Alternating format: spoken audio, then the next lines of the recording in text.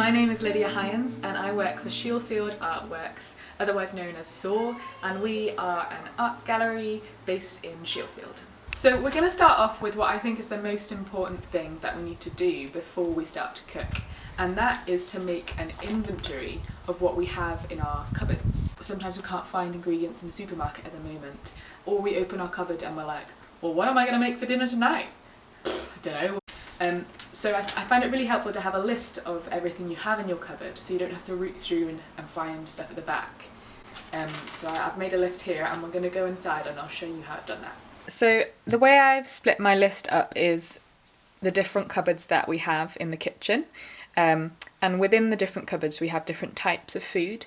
I don't know how you order your cupboard, but I would really advise having a cupboard, for example, that has all your sauces in, so things like vinegars and oils, so you can find those all in the same place.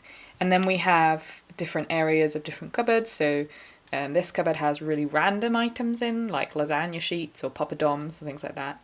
And then I have a fridge section and our baking cupboard. So go through your cupboards. This is actually a good time to sort and order your cupboards, but write a list for each cupboard so you know where to find things. So I'll take you through our cupboards.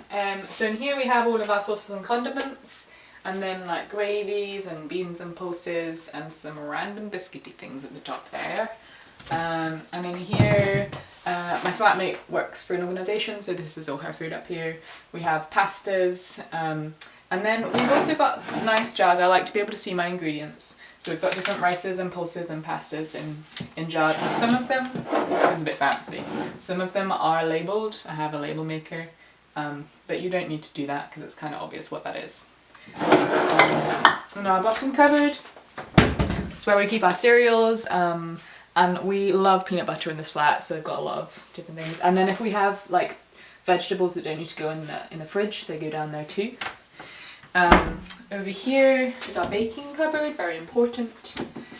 So we've ordered like flours at the top and sugars and sweet things, and then like nuts and I don't know what these would be called, like cake toppers I guess.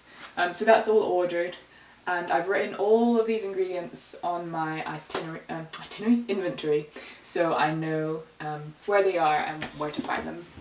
This is the spice drawer. My next task I think would be to order this, because who knows what's in here. I did once upon a time put it in alphabetical order.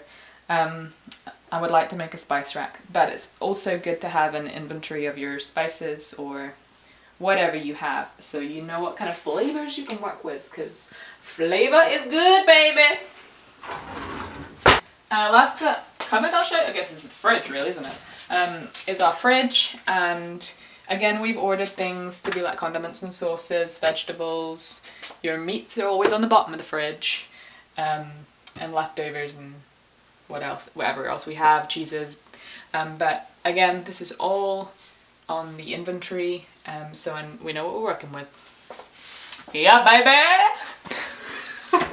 So once you've got your inventory all written down, we are ready to start cooking. We now know what we have in our cupboards, what we have to work with, our ingredients.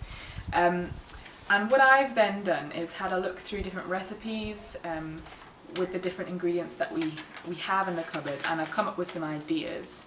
And what I'm going to do over the next few weeks is to cook these recipes so you can see how the process works of thinking about what you have in your cupboards and how we use those to make up a meal. And the last one that I will make is going to be a freezer fiesta dinner, where I have not thought about it beforehand and I'm just going to make it up. So this is a really fun and creative way to think about ingredients, to think about food and flavours. It's scary, it does go wrong quite a lot of the time. A lot of my meals haven't always been good, but it's a good way to learn how to cook with what you have around you. All I am is the bones you've made.